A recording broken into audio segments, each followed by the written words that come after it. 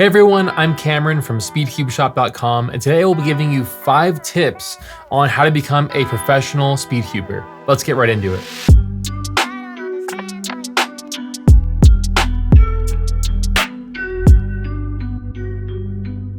Tip number 1 is going to come as no surprise to anybody, which is going to be to practice.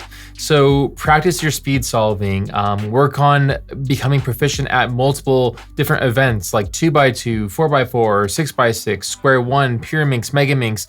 Explore different options and don't only focus on 3x3 because you might find that you have a good talent for like blindfold solving or a different kind of event.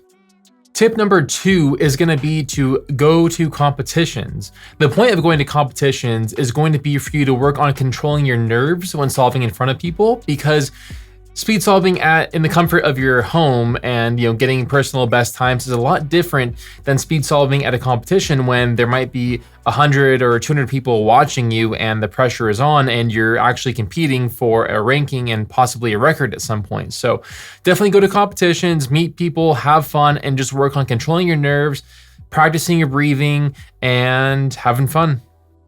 Tip number 3 is going to be the most difficult one by far, which is going to be making a name for yourself. So there really isn't a cookie cutter way to establishing your name within the cubing community, but you probably could do it a few different ways. One way being obviously getting really good times, national records, world records, or becoming like an all-rounder and being really good at lots of different events and ranking top 3 and getting podium in local competitions or at larger competitions, going to a lot of competitions, getting your name out there, meeting people, helping out with the staffing at competitions, and just really kind of building some credibility for yourself within the cubing community. Tip number 4 is going to be to pursue a sponsorship with a cubing retail store like SpeedCubeShop. If you haven't already, we have a really good video about tips to get sponsored, so you'll probably want to go ahead and check out that video. It'll be linked somewhere up here. Last but not least is tip number 5, which is going to be pursuing a sponsorship with a cubing manufacturer. So typically you can do a dual sponsorship with like a store like SpeedCubeShop and a manufacturer like Mofengi, for example. And the benefit to this is that you're able to get, I guess, early access, like new tester models, which you might be able to get with a sponsorship from like a store like mine. But at the same time, if you're sponsored with the factory, typically you can play some involvement in the development of new products and for sure the early testing stages. The only downside of this is that you are locked into using only that manufacturer, their cubes for whatever events they support. So for example, GAN doesn't have a 5x5 cube yet, so you probably would be able to get away with using a different kind of cube.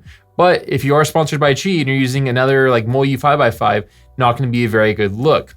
Another benefit is that it just gives you more credibility and more recognition, and you can even work to get sponsorship paid deals in the future and even get paid for breaking records using that manufacturer's cubes. So that's about it, guys. Those were 5 tips that I came up with to help you on your road to becoming a professional speedcuber. Believe it or not, at one point in time, I was top 100 in the world for 3x3 single, and so I have been in cubing for a long time, and I was by no means like top tier, but I also wasn't the worst cuber there either. I used to podium pretty regularly at local competitions and had a lot of fun doing it. So I hope that these 5 tips were helpful to you. Let me know what you think in the comment section down below. Which tip is your favorite and the most valuable? Looking forward to reading your comments, and I'll see you all in the next video. Bye.